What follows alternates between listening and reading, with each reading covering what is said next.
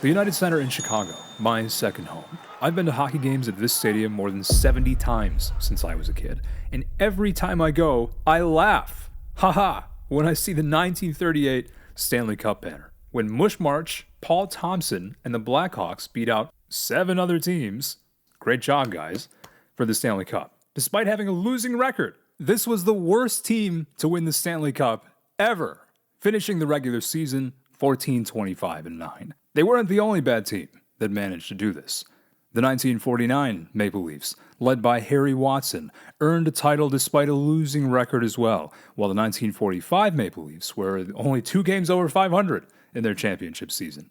And in fact, all 3 of Chicago's Stanley Cups in the pre-expansion era were among the top 10 worst teams to win the Stanley Cup of all time when you go by winning percentage. This, of course, will never happen again. And actually, something much more bleak could be coming for some franchises. While expansion isn't on the agenda for now, the interest is palpable.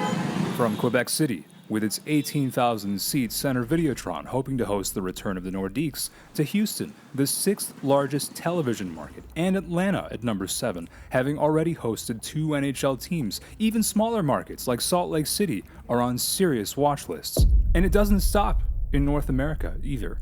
In 2018, Deputy Commissioner Bill Daley stated that while franchises overseas aren't imminent in the short to medium term, the, quote, continued growth of the sport makes European expansion, quote, probably inevitable. I mean, that sounds pretty cool. But you gotta wonder, what does it mean for the overwhelming majority of these teams, especially the smaller markets? I've been thinking about it. It means we're probably about to enter a period where teams go 50, 100, maybe even more years without ever touching the Stanley Cup or even getting close.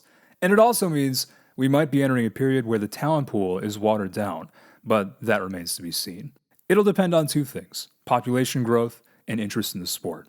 On the bright side, could you imagine a world where a North American champion takes on a European champion for the Stanley Cup? I can, and it sounds fantastic.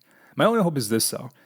I hope the league doesn't get too greedy, and I hope they execute on these moves carefully, because I want the league to still exist and function long after I'm gone. I mean, it's going to be hard for the league to ignore the added revenue and sales prices.